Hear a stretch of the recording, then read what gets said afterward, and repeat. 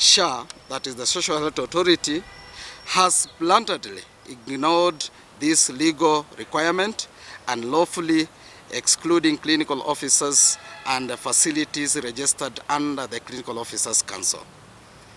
This unlawful exclusion has resulted in over 1,000 clinical officers owned by clinical officers. Specifically, we had 834 of which were already accredited and serving Kenyan under the NHF, being denied entry into SHIF. The Clinical Officers Council is an equal regulator, just like the KMPDC, and therefore the authority does not have to discriminate against clinical officers who are duly registered and available to offer services in their private facilities through